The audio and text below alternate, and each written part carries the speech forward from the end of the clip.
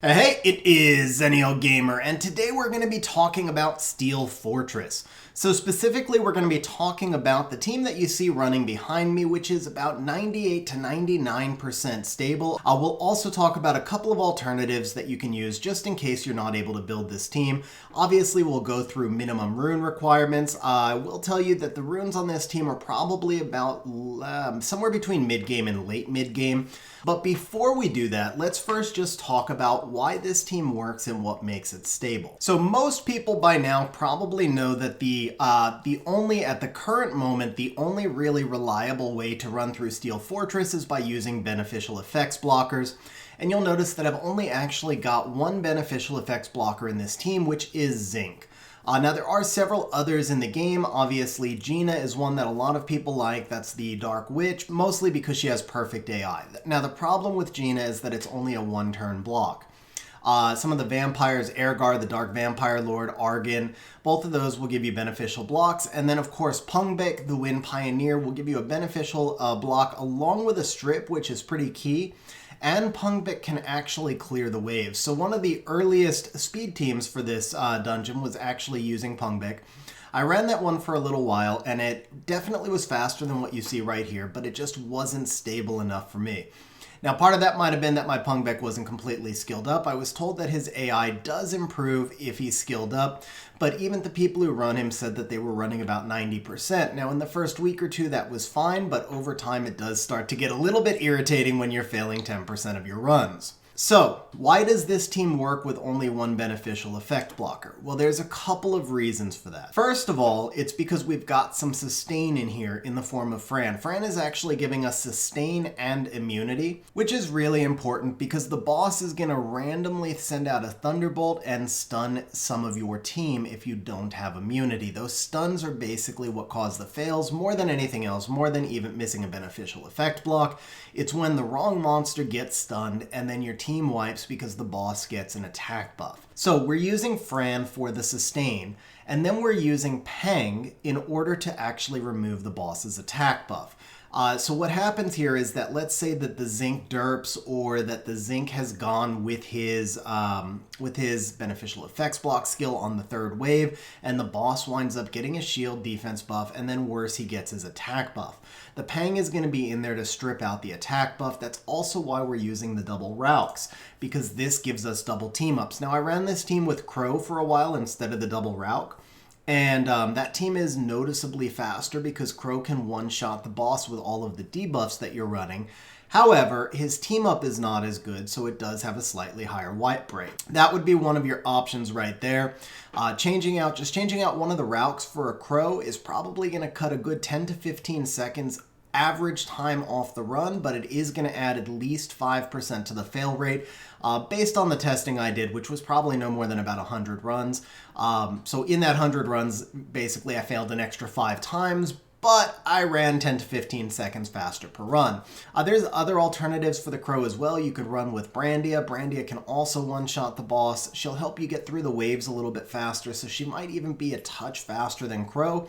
However, she doesn't have team up at all, where at least Crow can occasionally team up with the Pang or with the Zinc for different reasons. The team up with the Pang is going to be used to strip the boss's attack buff, and the team up with the Zinc is going to be used to turn cycle him for his beneficial effects blocking. Now, talking more about the Pang strip, there is one other advantage for Pang here, which is that let's say Zinc derps and doesn't beneficial effect, but we do get the beneficial effect block afterwards. Now we have to deal with that shield and that defense buff being on the boss, which makes the fight go really long. So Pang is going to be able to strip those off as well and speed the fight up for us once the beneficial effects block is landed. By the way, right there you could see that we had a derp from Fran, which triggered the boss's shield and put up the defense buff as well, and then Zinc did block the beneficial effects. So we would have been dealing with that forever without the Pang. That's really the role of the Pang right here. She hits very hard. And then there is one final role I didn't discuss with the Pang. This is actually the reason that I put her in the team originally, which is to extend the duration of the beneficial effects blocking, because the original beneficial effects block, basically if the boss has a shield and defense buff up and then you land the beneficial effects buff, you may not kill him before it times out. And now you've got to wait to get back to your skill 3 and hope that you survive. So Pang actually is serving 3 roles here. She's stripping the attack buff to keep you alive. She's stripping the defense buff and the shield to speed up the run, and she's extending the beneficial buffs. Beneficial buff blocker. Now, the reason we're using Zinc, as I was saying before, is because he's got a really good AI, but also because his skill is a triple hit and because it's a 2-turn beneficial effect. So if we were to be using Gina, she does have perfect AI, but she doesn't have the 3 chances to land the beneficial effect block, and then also it's only a 1-turn block. So if Pang doesn't land the extension, either through a team up with the Rauk or on her own turn, but if she just gets resisted, then that beneficial block is going to expire and you're likely looking at a fail. So in this case, the Zinc works a little bit better. Now, I think Brig would be a very viable replacement for Zinc. I haven't actually tested Brig in this specific team. It just so happened I landed on this team while Zinc was the one who was runed. Brig does not get the 3 opportunities for beneficial effects block, but he does bring a lot more overall in his kit. He's going to do a lot more damage. He's going to give you attack break. He's going to give you a defense break on 2 different skills. Now, Zinc does have an AoE defense break, which can be helpful for the waves, but it's not reliable enough to actually count on it. So overall, I think Brig probably brings more, but Zinc may have a slightly better chance to land the single most important thing, which is that block beneficial effects. Now, we talked about the Pang extensively, so we'll talk about the double Rauks really pretty quickly because I think they're fairly self-explanatory. They bring defense break, they do a lot of damage, they will bring the Pang with them in order to do all the things that we talked about with Pang, and then they will also turn cycle that Zinc, which is really important because if he were to, for example, use his skill 3 here on this wave, which he just did, and it just so happened the Zinc violent procced, but let's say he used the skill 3 and he didn't violent proc, then having these Rauks there to bring Zinc with them gives me a better chance for the Zinc to have that skill ready on the boss. And then the last thing that the Rauks do is that they're just going to clear the waves fairly quickly for you. Not super quick, but fairly quick. Now right here we are actually going to have a fail. This will be that 1 in 100 fail that I get, and it's just because the boss happened to randomly target and wipe the Zinc before he landed the beneficial effects block. Now I am going to leave that fail in there because I told you guys right at the start, this team runs about 98-99% for me, which is the most stable of any team that I've tested so far in Steel Fortress, but it is not 100%. So far I'm not sure that there is a 100% team out there. There's just simply too much RNG when it comes to the accuracy and resistance checks. Now I think eventually we will have a 100% team. You could also actually run something like an Eladriel or some sort of Resurrector. You'd actually need double Resurrectors and probably get the team to 100%, but you'd be doing 2.5, 3-minute runs. And there is a breaking point for me where it's like, okay, to add 10 seconds for stability is cool, but to add a minute for stability, I'd rather take the 1 fail in 100 or 2 fails in 100. So anyway, to complete what we were talking about with the Rauks, obviously there are primary damage dealers. They're going to be doing turn cycling. They're turn cycling the Zinc. They're also turn cycling the Fran so that we can get the immunity up, as you guys can see right there. And they're basically driving the entire clearing of the waves because of their team-ups, because of their multi-proc scratches, their ability to defense break, and their turn cycling when they land a kill. Now, as far as turn order goes, you can see that I've got Fran going first here. I will tell you that I tested a different build right before I did this video. In the alternative build, I put Fran in triple will and I had her going second after Zinc. Now the theory behind that was pretty straightforward. It was just as long as Fran's alive, you've got a chance to get immunity and healing.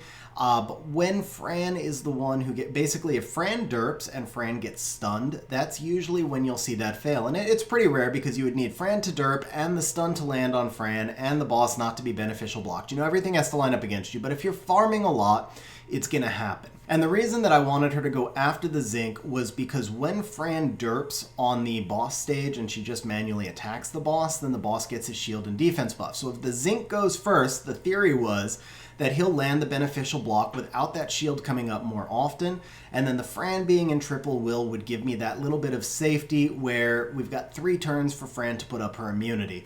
Ultimately, what I found is that Fran really does need to be in Violent. I was actually failing more and I was slower with the Fran and Triple Will. Possibly, and I haven't tested it the other way, possibly the idea of having Zinc go first still makes sense, and maybe the ideal is to have Zinc go first and then Fran go second and Violent Will. I did not test that configuration, but I can say that the Fran and Triple Will was definitely a downgrade. So what you see in front of you right now is my just normal PvP Fran. You guys do not have to match these stats completely at all whatsoever. This is just my PvP Fran. Mostly, you just need to make sure that your Fran is tanky enough to take a hit or two, and she has a little bit of attack at least so she can heal. And then you're going to speed tune her to go either first or second on your team. Now, acting second on my team is the Zinc. So although the rune quality on this build might be all right, the actual build itself is not very good, which tells you that you should be able to, assuming you have Zinc, you should be able to make a much better build even with lower rune quality. Now, Zinc does a lot of damage on his skill 1 if you put him in an attack build. So his skill 1 scales to both attack and defense. And that's where you'll see that we've actually got an attack slot 6 rune on him. It's a bad attack 6, but it is an attack 6. And then we've also got him in a crit damage build along with speed. So he doesn't actually have a defense rune on. Now the ideal build for Zinc here is probably going to be something along the lines of defense, crit damage, attack, or even defense crit rate attack, or defense crit damage defense. Any of those three would probably be ideal. The catch being, of course, that you would need to be able to speed tune your team. So as we've said, Zinc can go second, but he really can't go any later than second. Now, for myself, one of these Rauks is being used in PC10, which makes it really fast. This Rauk is 210 speed. It does not need to be, none of these monsters need to be this fast for Steel Fortress. As a matter of fact, Steel Fortress right now requires the lowest combat speed of any dungeon. So you only have to have a 150 combat speed in order to take first turn. So that what that means is that the slowest monster on your team must have a speed of 150 after towers, and if you're using a speed lead, in this case, we're not. So basically, the slowest monster on your team would need to have a speed of like 136 if his base speed is below 100, or a speed of 135 if the base speed is 100 or higher in order to be fast enough, which obviously we're talking about a very slow build at that point, so it really just depends on if you're trying to condense monsters to use in multiple dungeons. Such as in this case where I'm using a PC10 Rauk that has to be really fast, or if you're building a team just for Steel Fortress. So if you are building just for Steel Fortress, you can build all these monsters much slower, just match the other stats, and then the overall rune quality requirement goes way down. I'll also mention that in this dungeon, you only need 24 accuracy on all of your monsters. The Fran doesn't actually need that. Everybody else needs 24 accuracy, but it's the lowest accuracy requirement and the lowest speed requirement. Obviously the highest RNG because we have to land that beneficial effects block, but the lowest overall stat requirements for your monster builds. So this Rauk is the one that's acting third, Fatal Blade. If you could come up with a much slower version in Violent. Now you're actually only gonna need 66 crit rate on your Rauk in this team because your Pang is giving you a 19% crit rate lead, and then the bosses win, so you get another 15 for attribute. So you're getting 34% crit rate bonus. So when you look at this Rauk, just remember you don't need anywhere near these stats. Your Rauk can be almost 70 speed slower with 34 less crit rate and 5 less accuracy. What you do want to make sure is that you've got an effective HP of at least 80,000, 90,000 is better because the boss does hit really hard and you can't completely avoid getting hit on this dungeon because the boss hits you after your 5th turn.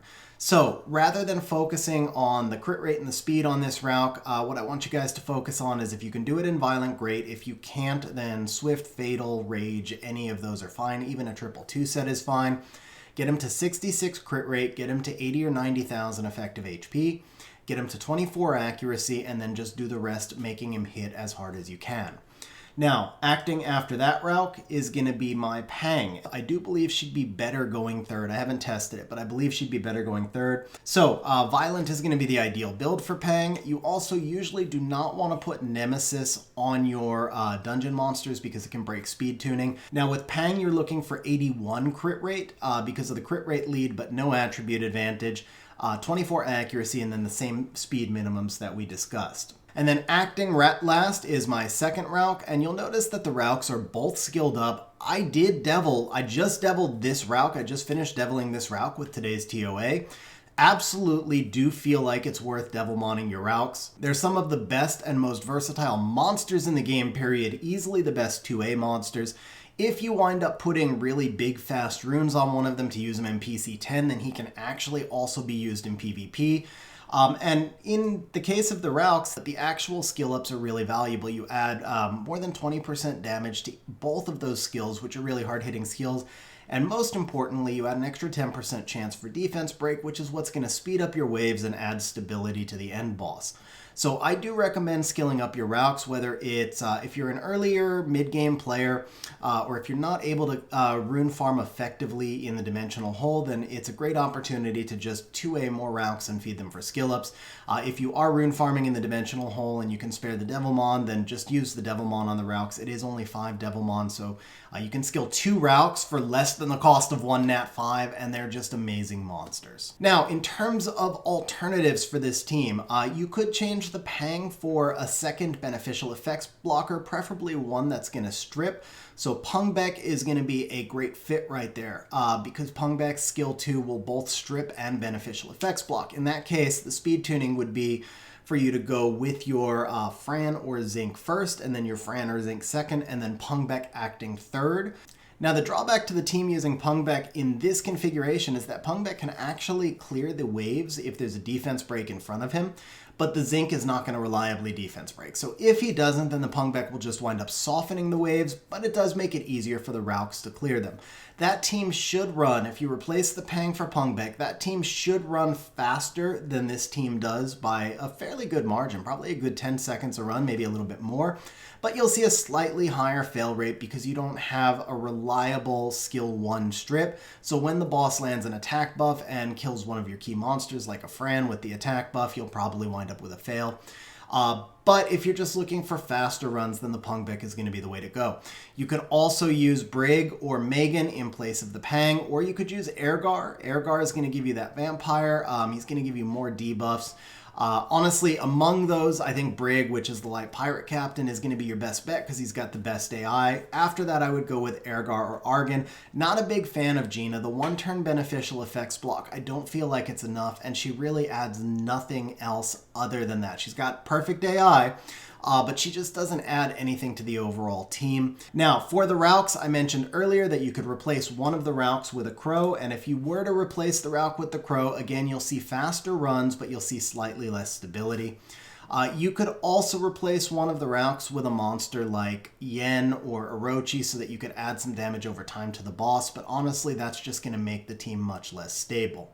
So overall, guys, the big thing to take away as we went through the runes, please do remember that you can have lower crit rate and lower speed. So the overall rune requirements for this team should not be that high. This should be a team that's very accessible at mid-game. The important thing is to make sure you don't ignore the effective HP. Make sure your monsters can take a hit, even if it does mean doing a little bit less damage, because your Pang is going to be there to extend the beneficial effects block. So, and the Zinc is right there. You can see Zinc actually didn't derp. He went as he was supposed to do, but he got resisted. However, the Fran got our immunity up. The Zinc got a proc. The Rauks are going to turn cycle him, and he's going to get another chance. Right on this next round, he'll get another chance, and then the Pang will be there to strip everything off. So this team does give you a lot of derp protection as long as your monsters can stay alive, which means that even if you wind up with a build that involves less damage and slower runs, but your monsters have more effective HP so that they can live, you're going to wind up with a lot more stability. Those builds, as I said, really should be accessible at just about all stages from mid-game and beyond. I'm even using a bunch of runes that are ungrinded right now. I think none of the runes on my Zinc are grinded, and you saw several of the runes on my Pang were ungrinded. This run right here, this was a bad derpy run, and you can see in the background, I mean, we lost our Pang, but we still beat the level. If my Pang's runes were grinded, she probably would have lived anyway. So that's going to be it for today's video, guys. You can see the time range right up there in the corner. The 37 seconds was actually with a different team, but I've done low 40s with this team on a consistent basis. A minute 40 when you have the derp runs. Overall average on this team is about a minute 5-ish. in the current runes that I have, which generally speaking, they're not super hard hitting runes. They have a lot of wasted stats in them because I'm using these teams in multiple dungeons, or I'm using some of these monsters in multiple dungeons. But there you have it, guys. So averaging about 1:05. As always, I hope you found this video helpful. Hope you enjoyed it, and we'll see you next time. Hey guys, if you're still with me to this point, then that means that you probably liked the video, found it entertaining, or even better, both. So please smash the like button, hit the subscribe button, and leave a comment down below, because those things help the channel grow, and more importantly, they show me that the video is useful, and that's the whole reason I do this in the first place.